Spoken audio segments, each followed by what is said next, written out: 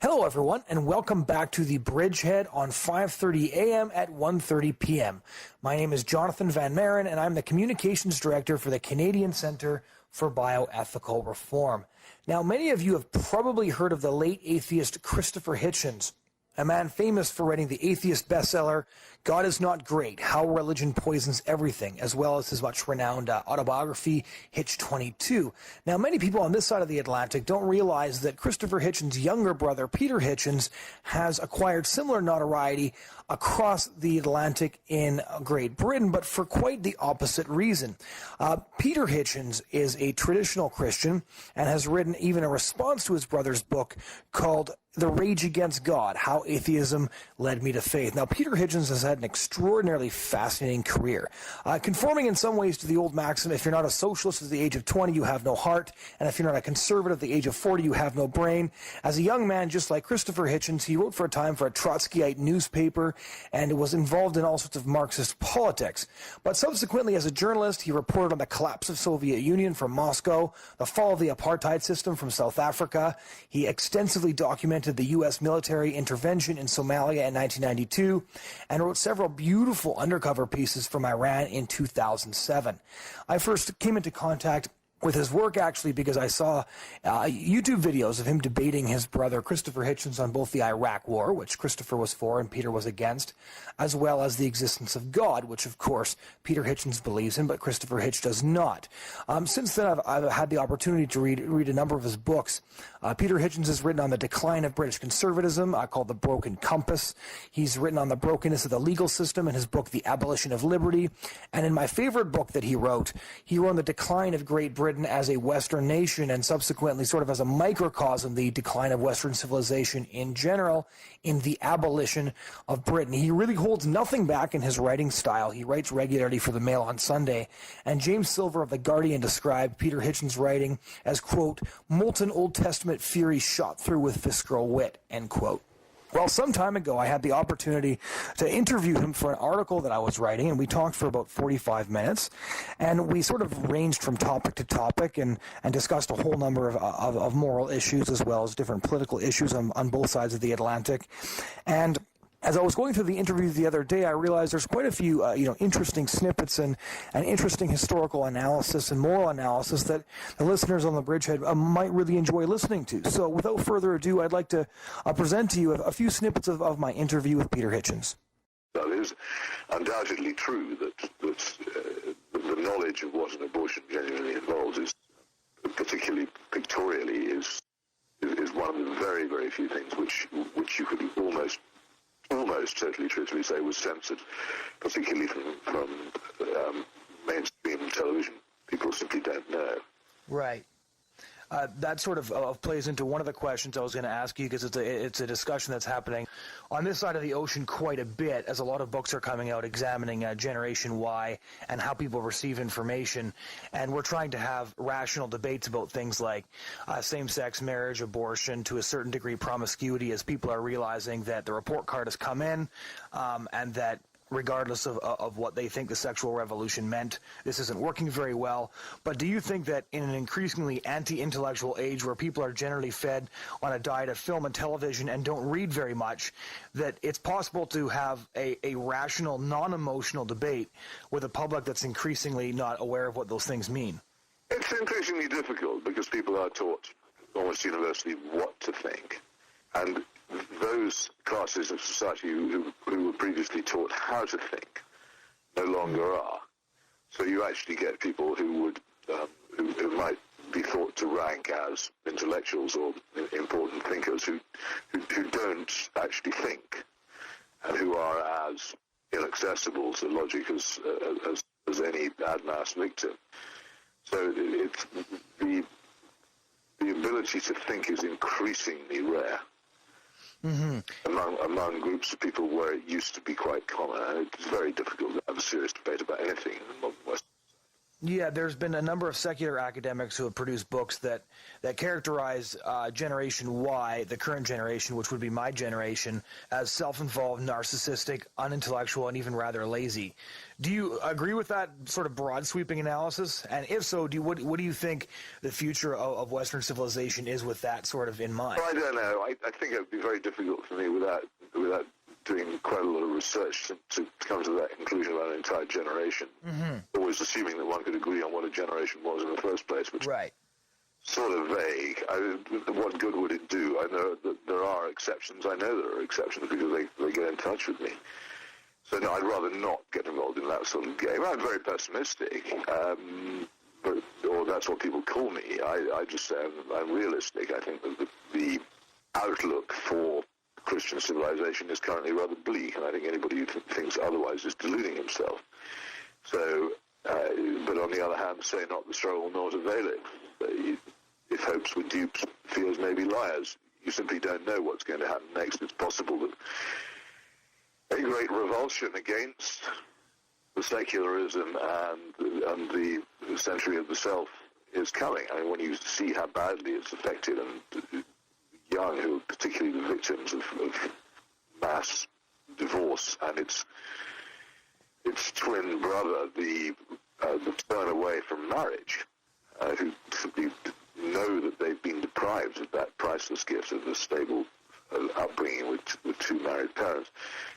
They might begin to wonder as they ponder on this and what they've lost by it, whether a turn back to a more morally self-regulated society would be a good thing. Who knows? Religious revivals have happened. Right. My own country's civilization, and I suppose to a certain extent yours by second-hand effect, it rests almost entirely on the great nonconformist revival of the 18th century. Right. Brought about the remoralization of the Victorian era on whose benefits we live. These things come. People achieve them. I can't see any sign of it, but that doesn't mean it isn't going to happen. So you can't give up. We're not allowed to despair.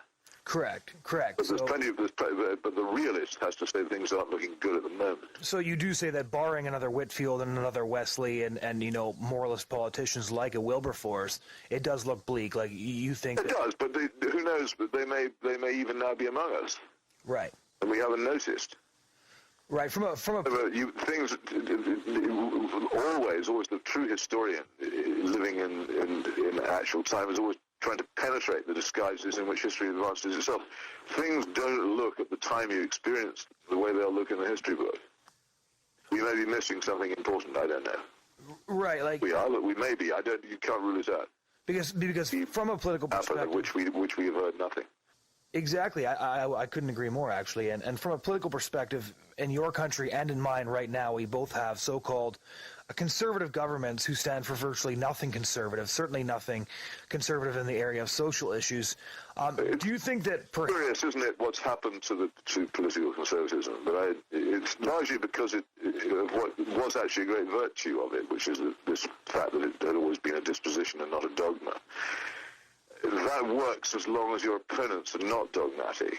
But once they are, at the very least, you have to have a counter-dogma based on an understanding of your opponents. And I think conservatism stopped understanding what its opponents were about totally during the Thatcher and Reagan era, when conservatism itself got mixed up with classical liberalism and became merely a set of tax cuts at home and aggressive noises abroad. Right. And lost any domestic content at all, or any contact whatsoever with social, cultural conservatism, and at the same time was electorally successful. That was actually a catastrophe for political conservatism. It then found itself confronted at the end of that period, the Thatcher-Reagan period, when they had both gone, with a revived post-Cold War left, which had thrown off all the old things of state control and being on the wrong side of the Cold War and capturing the post office and all the rest of it, and had become a very, very sophisticated Gramscian cultural revolution, which most of the conservative politicians of our time don't have a clue about, because they, unlike me, have never been Marxists, and they don't know how Marxists think and what categories they think in, and they can't counter it. They have no idea what it is, They have no idea what it wants. They don't understand its methods. They don't understand what it thinks is important. They've completely surrendered to egalitarianism as a belief themselves. They believe in egalitarianism, which is hugely hostile to conservatism. And they've also, by and large, surrendered to secularism and to multiculturalism and to internationalism, because they were much too busy cutting taxes and being belligerent abroad to concern themselves with these things. So you think that the term conservative is almost meaningless because there's very little left to consider? The term's not meaningless, but it's misapplied to the political parties which claim to represent it. And the difficulty is because voting in universal suffrage tends to be tribal rather than rational. People continue to vote for the party which calls itself conservative long after it's ceased to be so. And as a result, they do themselves great damage because they perpetuate a party which is in effect their enemy. Canada had a sort of revulsion against that when the Conservative Party more or less collapsed, but somehow it seems to have pulled itself together again. A similar thing. And again, that's partly because the substitute party didn't really have any ideological coherence of its own. It was a revolt against rather than an urge for, I think. You've noted in one of your columns recently, I've read a lot of what you've written concerning social issues, and you've written about abortion by saying that, quote, those who wonder what they would have done had they lived at a time of some terrible injustice now know the answer. We do live in such a time, and we do nothing. So I'm 24 years old, and I'm part of a sort of growing movement here in Canada that's lobbying for abortion laws. What would your advice be to people of our generation who do want to do something? Well, I think it's extraordinarily difficult because the other side have posed the question as a matter of choice. Our side, as it were, have never really regained it's not an equal argument once that happens. Right. I remember the bumper sticker in the U.S. I saw against abortion, don't have one. And I always thought what someone ought to do is produce a bumper sticker saying, against murder, don't commit one, which is the same logic. Right. But the thing is that people don't realize it's the same logic, because the recognition of the humanity of the baby is what's being withdrawn. And that's been the great success of the pro-abortion lobby to suggest that there's only one human being involved in abortion when in fact there are two. But in terms of countering that in propaganda or anything else, I have no idea how you get it back. The other thing is, I think that these issues of which the what you might call the moral right get very concerned about, the issues of abortion and the issue of same-sex marriage and all the rest of it, these are actually Stalingrad. That is to say, they're battlegrounds where one pours in a huge number of resources because it's highly symbolic and important, but it's where you will always lose because you're fighting in a war in which the other side has pretty much dominated the thinking of a generation, right, and doesn't understand the terms in which you argue. Whereas, oddly enough, and this always strikes me, the absolutely central issue of our time is the issue of lifelong faithful marriage. And this is the one which, the destruction of lifelong faithful marriage, this extraordinary thing, and it was once explained to me, I think it was in an article long ago in the American Conservative magazine, and I've never got over this because it was so startling when it was put this way. In all the Western Christian countries, in the late or middle 1960s, laws came into force which meant that if two parties had voluntarily agreed to swear a marriage oath and had taken part in marriage, if one of those parties decided to dissolve the marriage and the other one decided that he or she wanted to maintain the oath which they'd sworn, the state had the power, ultimately backed by police force and prison, to drag out of the family home the person who wished to abide by the oath and support the person who wished to break it. It's an enormous eruption, IRRUPTTION, an enormous eruption of state power in private life. devastating, revolutionary beyond all measure, completely changing the relationship between individual and state, and also invalidating individual private promises, and a colossal blow at Christianity, which relies enormously on the inviolability of lifelong marriage as the basis of its teaching, and also as the basis of private life in which its teaching can be passed on from one generation to another. Right. Now, the extraordinary thing is, and in my book, The Abolition of Britain, I go into this at some length, and I wouldn't take back a word of what I then wrote. The extraordinary thing is that certainly the Christian Church in Britain made such a puny effort to stand up for it. And since then, neither Christianity as a force nor political conservatism have made the slightest effort to pull back from this amazingly radical legislation. Right. Nothing. There's never been any attempt. No one even, I don't know what the law is in Canada, but in my country, for instance, there isn't even any distinction in the granting of a divorce by the courts between a couple who have children and a couple who have none. Wow. Which you would have thought was the most basic distinction you should make. The court should say, well, hang on, if there are children here, surely we need to put in an extra step in the divorce so that it's made harder. Right. Because the children will suffer. Right. And say statistically that it is almost certain that the children will suffer from this divorce.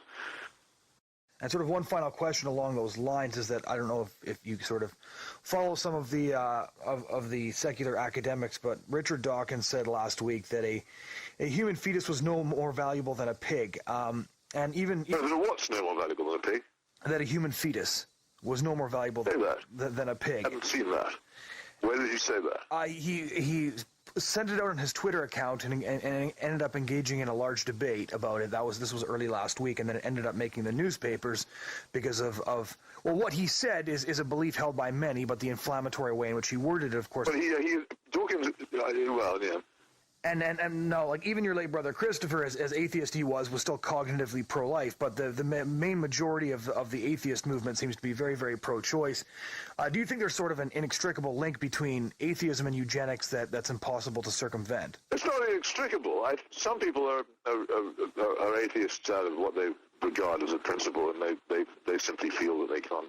They don't want to believe for whatever. I believe myself that all religious beliefs have their origins in desire. And I think but I also think most people don't acknowledge that their beliefs are based in their own desires. They prefer to believe that they come to them through some sort of rational process. I think that the fundamental thing behind most modern atheism is this belief that people wish to be and are sovereign over their own bodies. Right. Which is, in my view, the moral basis of this century of the self type of supposed libertarianism, which is a very common belief in modern society. And I think that most atheists would never acknowledge that they have any reasons for their belief, and they get very angry if you suggest that they do. But I think that there is some connection. If you, after all, abortion is particularly telling in this matter. If there is no God, then an abortion has no consequences, provided it's competently performed, and the adult persons involved who are deemed to be important are unharmed and come out of it healthily and without pain. Right. The so-called fetus, the baby, is dismissed as an inanimate blob of no value. If, on the other hand, the universe is as ordered as you and I believe it to be, then a crime has been committed. And if there is justice in the universe, then those who committed that crime must fear justice.